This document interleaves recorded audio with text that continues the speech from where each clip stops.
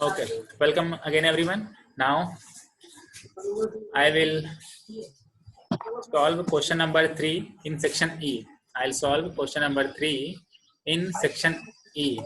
Question number 1 and question number 2 are already solved. Now I'm moving to question number 3. In question number 3 we have to prove, हमें prove करना है कि x plus y plus z whole square equal to x square plus y square plus z square equal to 2xy plus 2yz plus 2zx. We have to prove this. हमें ये prove करना है, ठीक है? तो लेफ्ट हैंड साइड पे एक expression given है, राइट हैंड साइड पे एक दूसरा एक्सप्रेशन गिवन है. Now what I am doing, हम क्या करेंगे इसको प्रूफ करने के लिए, I am taking left hand side. हम क्या करें, इस लेफ्ट हैंड साइड को लेते हैं, ठीक है? तो left hand side is x plus y plus z whole square. This is our left hand side. ये हमारा लेफ्ट हैंड साइड है. अब हम क्या करें, whole square. Whole square means ये मीनिंग होती है कि जो भी टर्म है उस टर्म को हम दो बार उसको मल्टीप्लाई करें. तो x plus y plus z, x plus y plus z, ये ऐसे हम एक बार लिख लें और फिर उसके बाद इनटू मल्टीप्लिकेशन का सिंबल यूज करेंगे. Then again right here x plus y plus z. Okay, now what we do, हम अब क्या करेंगे, इस x को लेंगे, इस x से ये सभी टर्म पहले मल्टीप्लाई करेंगे, फिर उसके बाद y लेंगे, y से ये टर्म मल्टीप्लाई करेंगे, z लेंगे, फिर ये पूरे टर्म मल्टीप्लाई करेंगे. तो लेट अस मल्टीप्लाई.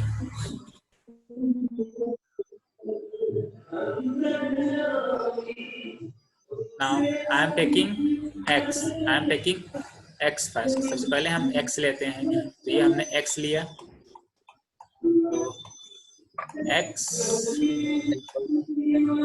x से पहले हम इसको, इस वाले x को मल्टीप्लाई करेंगे. तो x into x we get x square. Now here is plus, then we get plus here. Now again इस x से अब इस y करें मल्टीप्लाई. तो x इंटू वाई करेंगे, x इंटू वाई करेंगे, then we get x y, we get x y. Now plus and plus, अब यहाँ पे प्लस आ जाएगा हमारा. नाउ अब इसी सेम x से इस z को करें हम मल्टीप्लाई, इस z को. तो when we multiply x into z we get xz, और मिल जाएगा xz. Clear? Okay, now we have this y. हमारे पास अब ये y है. अब हम y को लें. अब इस y से मल्टीप्लाई करेंगे, पहले x को, फिर y को, फिर z को, ठीक है? तो चलिए first of all we will multiply by x. पहले हम x से मल्टीप्लाई करें y को, x से मल्टीप्लाई करें y को. तो चलिए मल्टीप्लाई दिस, इस y से पहले x को मल्टीप्लाई करें. तो y इंटू एक्स करेंगे, then what we get plus y x, ठीक है ना? y x या x y both are same. Now again अब इसी सेम y से ही हम इस y करें मल्टीप्लाई. तो y into y means y square. 2 time ऐसे y मल्टीप्लाई हो रहा, तो ये हो जाएगा हमारा y स्क्वायर. नाउ फिर अगेन प्लस, यहाँ प्लस था बीच में, तो प्लस. नाउ अब इस y को इस z से करें मल्टीप्लाई. तो y into z we get yz. Okay, now हमारा y का भी ये मल्टीप्लिकेशन हो चुका है. अब नेक्स्ट z इज रिमेन. अब z हमारा z बच गया है. तो अब चलिए z को भी हम 1 बाई 1 मल्टीप्लाई करते हैं अपने सेकेंड टर्म से. तो लेट्स मल्टीप्लाई. z को हम पहले x के साथ मल्टीप्लाई करें. तो z into x, z into x we get zx.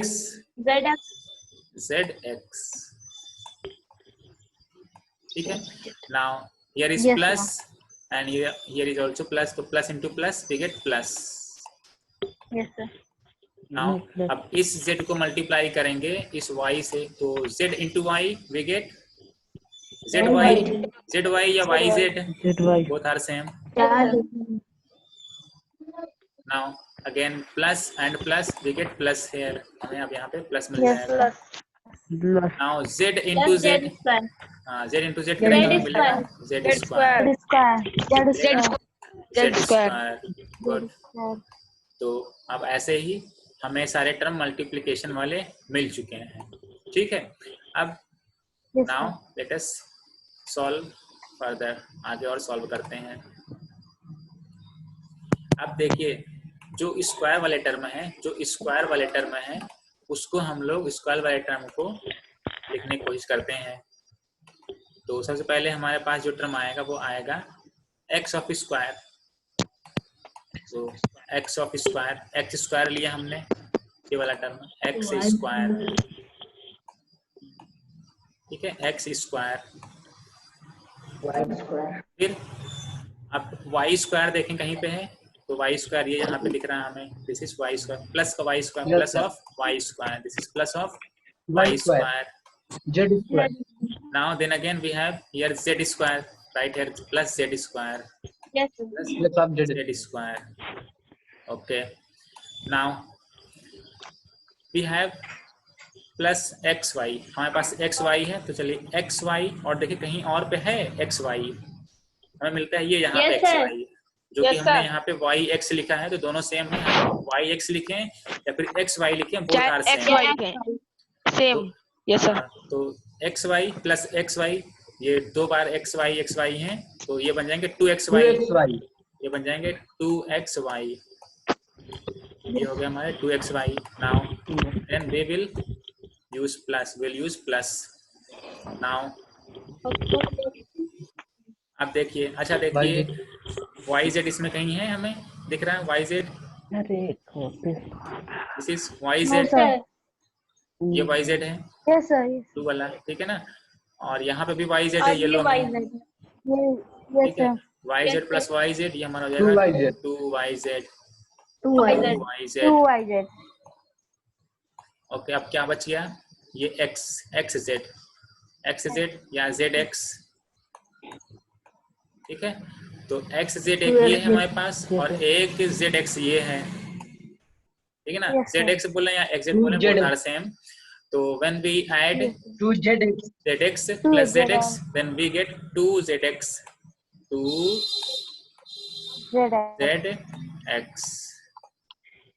ठीक है.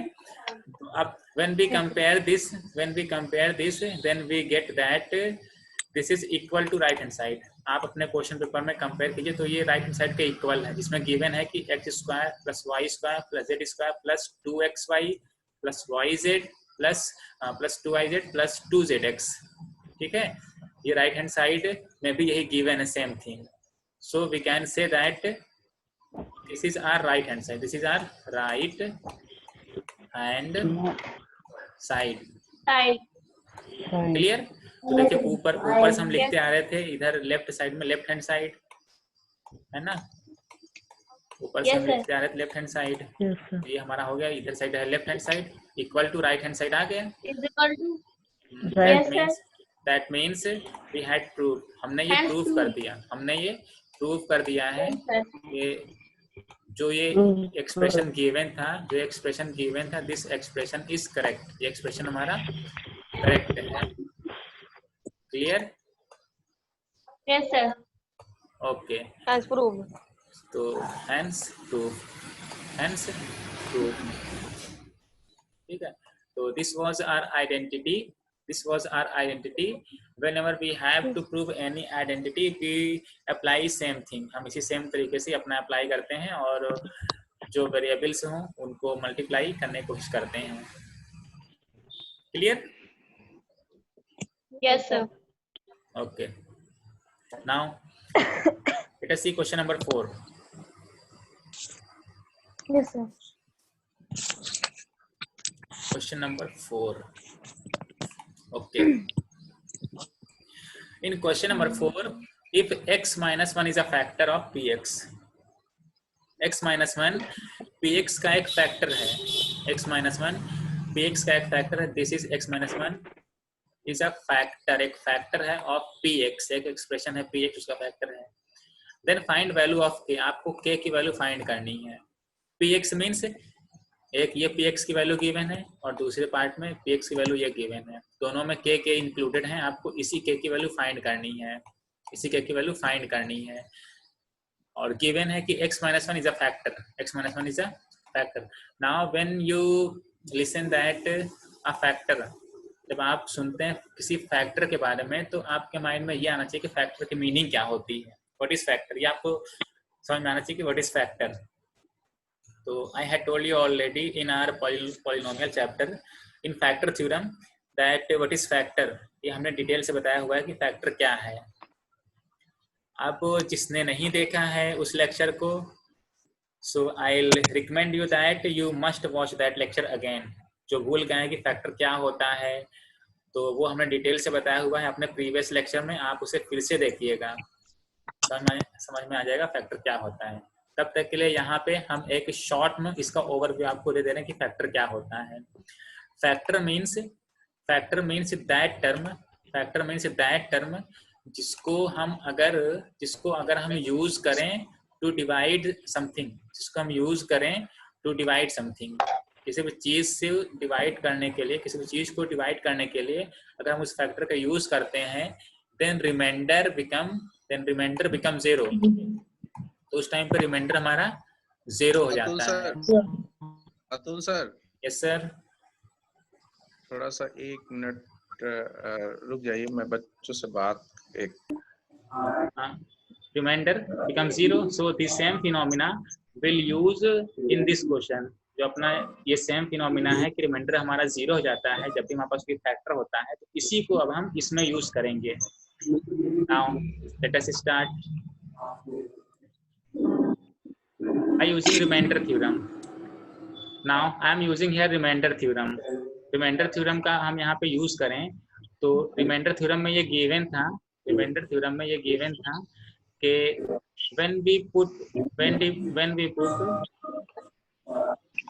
a value at the place of x, अगर x के प्लेस हम कोई वैल्यू, कोई कांस्टेंट यूज करें, x के प्लेस पे कोई कांस्टेंट यूज करें, suppose x equal to a, where a is any constant means 1 2 3 4 these types of numbers। तो अगर हम इस x के प्लेस पे a यहाँ पे पुट करें, that means p of a, इसकी मीनिंग ये है कि जहाँ पे भी ये x है, वहाँ पे हम a रखेंगे, तो पूरा सॉल्व करने के बाद जो वैल्यू आएगी, after solving all these expression we get a value, that value is the remainder of that thing. वो वैल्यू क्या होगी? वो वैल्यू होती है रिमाइंडर, रिमाइंडर के equal, this is our remainder theorem. I had told you all these things in our previous lecture, in our separate lecture, especially for remainder theorem. ठीक है, तो अभी शॉर्ट में हमने बता दिया है कि जब भी हम उस x के प्लेस पे किसी एक कांस्टेंट को रखते हैं, तो हमें सॉल्व करने पे जो वैल्यू मिलेगी that value is equal to remainder. Clear? Now the same thing will use here. अब इस a की वैल्यू क्या होगी? अब हमें यहाँ पे इस a की वैल्यू क्या होगी ये देखना है। ठीक है, अब हमें ये फाइंड करना है कि इस a की वैल्यू क्या होगी। तो let us find, we have a factor x minus 1। हमारे पास जो फैक्टर है वो फैक्टर है x माइनस 1, फैक्टर है हमारे पास x माइनस 1। तो हम क्या करें, x माइनस 1 को 0 को इक्वल कर दें, जो हमारा फैक्टर है उस फैक्टर को 0 को इक्वल कर दें, तो उसके बाद में हम x की वैल्यू फाइंड कर सकते हैं। Now what I am doing x minus 1 equal to 0। Now x equal to 1, 1, ठीक है ना। at left hand side this is -1. When we move it, when we shift it at right hand side we get plus of 1. So x equal to 1, हमें x equal to ये value 1 obtain हो गई है.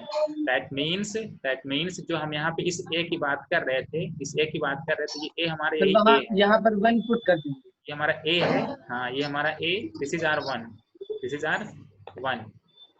1. Okay. और reminder हमने बताया है, जब भी कब बताएगा कि this is a factor of something, तो रिमाइंडर हमारा उस टाइम पे 0 हो जाएगा. रिमाइंडर हमारा उस टाइम पे 0 हो जाएगा. So by using remainder theorem when we put p at 1, अब a के प्लेस हम यहाँ 1 लिख रहे हैं, p at 1, then remainder becomes 0. Remainder means r at a, remainder at a, this will become 0. This will become 0. Why? आप यहाँ पे लिख भी सकते हैं ब्रैकेट में कि because x minus 1 is a factor. Because x minus 1 is a factor. ठीक है? Because x minus 1 is a factor. तो अभी हम FAC लिख दे रहे हैं. That means this is factor हमने लिखा हुआ है. Factor. ठीक है. अब p at 1 equal to 0. p at 1, इसकी मीनिंग क्या है? इसकी मीनिंग ये है कि जो भी हमारे पास ये एक्सप्रेशन गिवन है, ठीक है, इस एक्सप्रेशन में जहां जहां पे भी x है, वहां पे हम लोग 1 पुट करेंगे. वहां पे क्या पुट करेंगे? We will put there 1. ठीक है, तो चलिए हम 1 पुट करते हैं.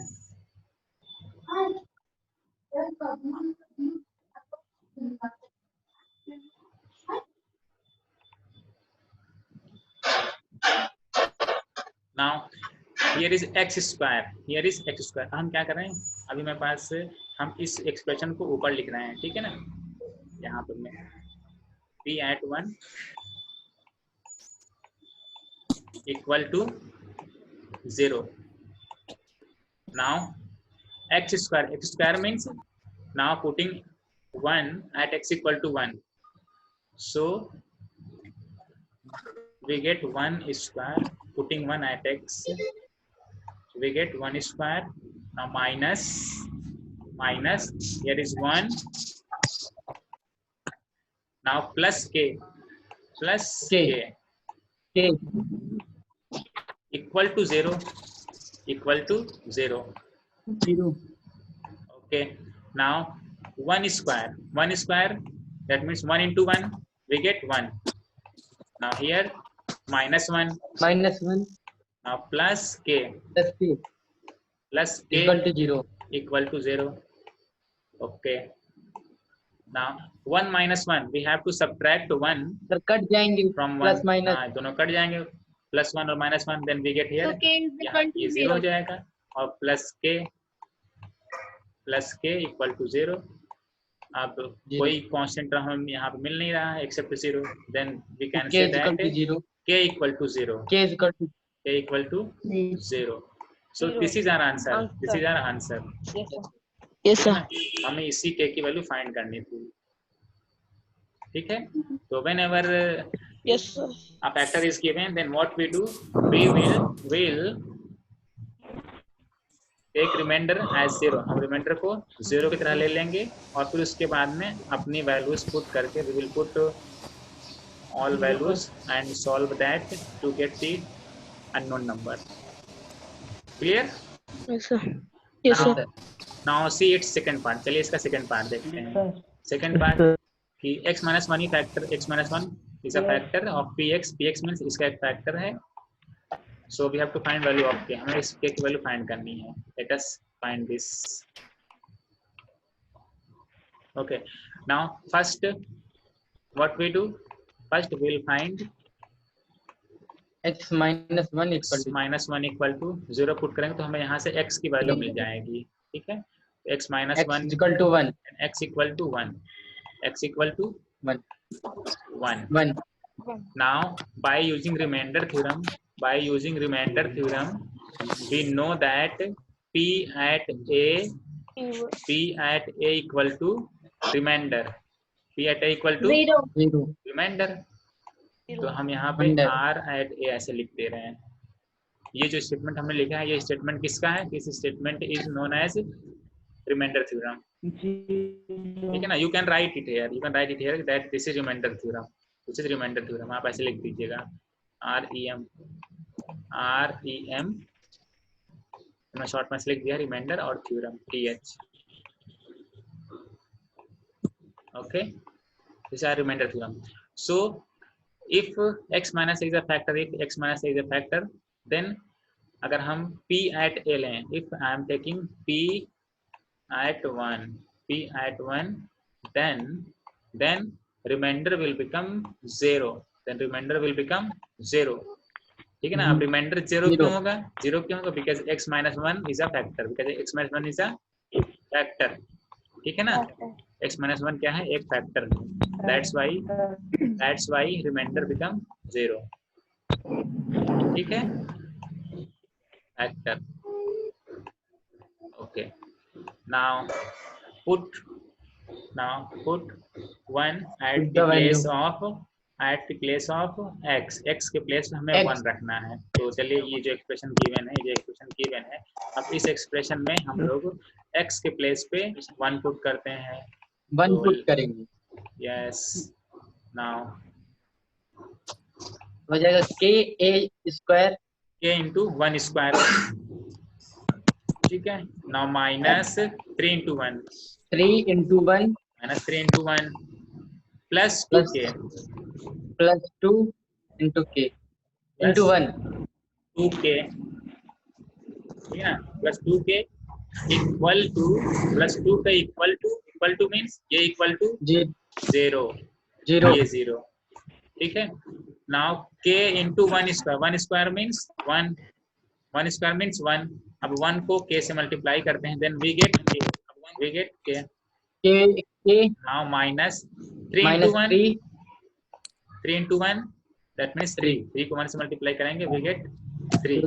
Now plus 2k plus 2k equal to 0। Now k plus 2k that means 1k plus 2k। अब 2k के साथ में 1k और ऐड करें तो हमें क्या मिलेगा? 3k, we get 3k, Yes, sir. हमें मिल जाएगा 3k और -3, ये कांस्टेंट टर्म है, -3 इक्वल टू 0, क्लियर। ये 2k और ये k मिलकर के 3k बन गया, और ये -3 ये यहाँ पे हमने अभी रखा हुआ है, Yes, sir. Clear. Now what I am doing, हम यहाँ पे क्या करने जा रहे हैं, 3k हमारा यहीं पे है और इस -3 को हम ले जा रहे हैं राइट हैंड साइड पे, ठीक है ना। Now I am taking -3 at right hand side, then this -3 will become in +3, ठीक है। तो 3k इक्वल टू 3 नाउ अब इस 3 जो कि ये मल्टीप्लिकेशन में है, k के साथ में मल्टीप्लिकेशन में है, इसको हम राइट हैंड साइड में लाएंगे तो अभी इधर ये मल्टीप्लिकेशन वाला डिवाइड में आ जाएगा। तो that means what I am saying k equal to ये 3 दिस 3 अपॉन 3, ये 3/3 हो जाएगा।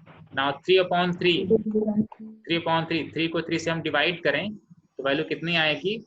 1। 3 को 3 से डिवाइड करें देन वी गेट 1।